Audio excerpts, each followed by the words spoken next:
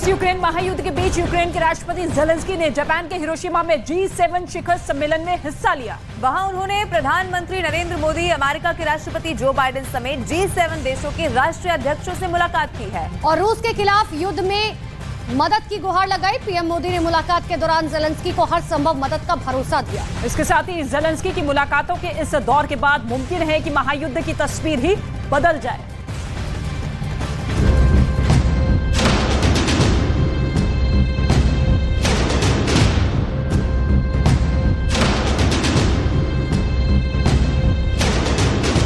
Hiroshima में प्रधानमंत्री नरेंद्र मोदी से मुलाकात। यूक्रेन के नागरिकों की वेदना भली भांति समझ पाता हूं। अमेरिका के राष्ट्रपति जो बाइडेन से मुलाकात।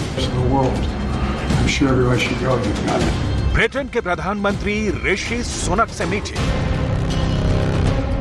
जर्मनी के चांसलर ओलाफ शॉल्ज से मिले। जापान के प्रधानमंत्री फुमियो किशिदा से मुलाकात। हिरोशिमा से आई ये तस्वीरें पुतिन को परेशान कर सकती हैं। ये तस्वीरें युद्ध का रुख बदलने का मादा रखती हैं, क्योंकि G7 के इस मंच पर एक से बढ़कर एक हस्तियां थीं और उनसे मुलाकात करने पहुंचे थे यूक्रेन के राष्ट्रपति ज़ेलेंस्की, जिन्हें जंग में मदद की दरकार है। खासकर ऐसे समय में जब यूक्रेन पर रूस ने बढ़त बनाई है। यूक्रेन के कई इलाकों पर रूस के सैनिकों का कब्जा है। इस बीच भारत से समर्थन की चाह में ज़ेलेंस्की की मुलाकात प्रधानमंत्री नरेंद्र मोदी से हुई और भारत रूस की मजबूत दोस्ती पूरी दुनिया में जग जाहिर है। लिहाजा पीएम मोदी के साथ इस मुलाकात में ज़ेलेंस्की को उम्मीद सिर्फ और सिर्फ युद्ध खत्म होने की थी। तो प्रधानमंत्री नरेंद्र मोदी ने भी यूक्रेन को हर संभव मदद का भरोसा दिया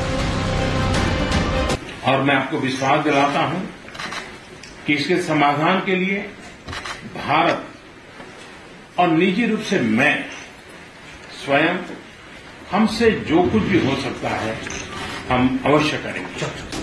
रूस यूक्रेन युद्ध में जहां तबाही का मंजर दिख रहा है, चारों तरफ मौत की चीत्कार सुनाई दे रही है, वहीं कई देश इस जंग के खत्म होने की भी मंशा रखते हैं, जिसमें प्रधानमंत्री नरेंद्र मोदी भी हैं।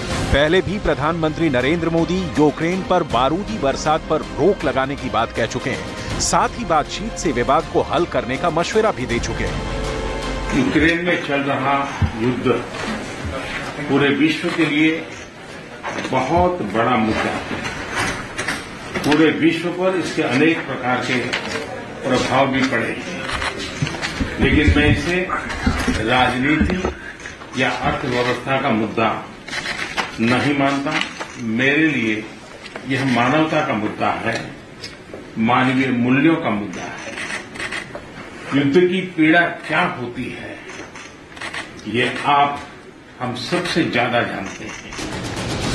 जापान के हिरोशिमा में G7 की मीटिंग के बीच ज़ेलेंस्की ने दुनिया के तमाम नेताओं से मुलाकात की और रूस के क्रूर हमलों से बचाने की गुहार लगाई। तो G7 के सदस्यीय देशों ने रूस को संकेत भी दिया कि वो इस महाजंग में यूक्रेन के साथ पहले की तरह खड़े रहेंगे।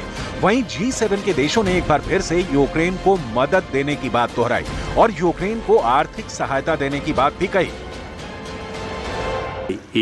が直面する平和と安定への挑戦にどのように対応するべきなのか、こうしたテーマについて議論を深めたいと思っております。 वहीं बाइडेन और ज़ेलेंस्की की भी मुलाकात हुई, लेकिन इस मुलाकात से पहले ही बाइडेन ने ज़ेलेंस्की को सैन्य मदद का तोहफा दे दिया था।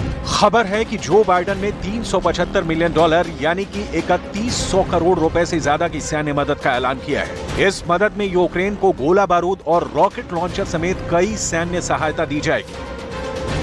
इस बीच G7 के साझा बयान में बिना चीन का नाम लिए सख्त तेवर दिखाए गए और अपील की गई कि चीन अपने रणनीतिक साझेदार रूस पर यूक्रेन के खिलाफ युद्ध खत्म करने का दबाव बनाए। इस बीच जर्मनी के चांसलर ओलाफ शॉल्ज ने भी ज़ेलेंस्की से मुलाकात की, जिसके बाद ओलाफ ने कहा कि अमेरिका के F-16 फाइटर प्लेन के लिए यूक्रेन के पायलटों की ट्रेनिंग रूस के लिए घातक साबित होगी। G7 देशों की इस बैठक में ज़ेलेंस्की का पहुंचना और सभी नेताओं से मिलना एक गेम चेंजर साबित हो सकता है।